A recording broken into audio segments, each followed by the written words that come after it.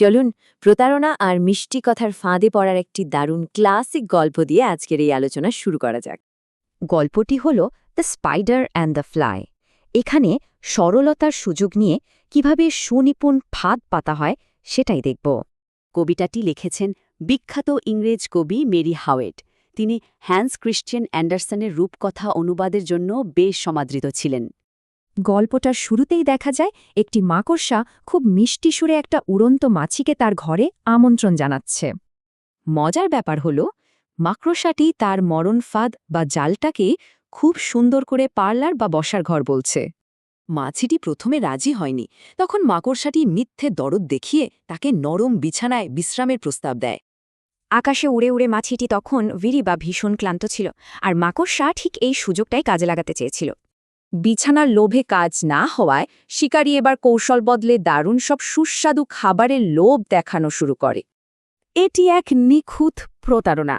মাকড়সা তার ভয়ঙ্কর জালকে একটি চমৎকার প্যান্ট্রি বা ভানার ঘর হিসেবে তুলে ধরেছে। আরাম আর খাবারেও কাজ হল না। তখন মাকড়সা ব্যবহার করল তার মোক্ষম অস্ত্র, মাছির রূপের মিথ্যে প্রশংসা।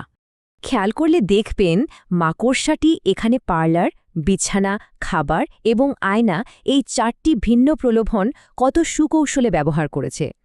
দুঃখজনক হলেও সত্যি, এই মিথ্যে তোষামত কাজে লেগে যায়। নিজের রূপের বর্ণনায় সম্মোহিত হয়ে বোকা মাছিটি ফিরে আসে। ব্যাস, সুযোগ বুঝে চতুর মাকড়সাটি লাফিয়ে পড়ে, বোকা মাছিটিকে শক্ত করে ধরে চিরতরে অন্ধকারের দিকে টেনে নিয়ে যায়। মিষ্টি মিষ্টি কথা আর অন্ধকার রূঢ় বাস্তবতার মাঝে যে কতটা নিষ্ঠুর পার্থক্য, তা সত্যি শিউরে ওঠার মতো। কবিতাটি দারুণ একটি নৈতিক শিক্ষা দেয়। দুষ্ট কারোর মিষ্টি কথা বা তোষামদে কখনোই কান দেয়া উচিত নয়।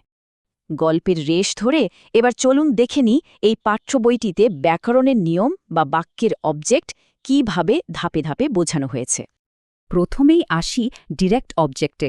এটি মূলত কাজের ফলাফল গ্রহণ করে আর কি বা কাকে প্রশ্নের উত্তর দেয়। যেমন মোহিত কিকড দ্য বল, এখানে লাঠিটি সরাসরি দ্য বলের ওপর পড়ছে, তাই এটাই ডিরেক্ট অবজেক্ট।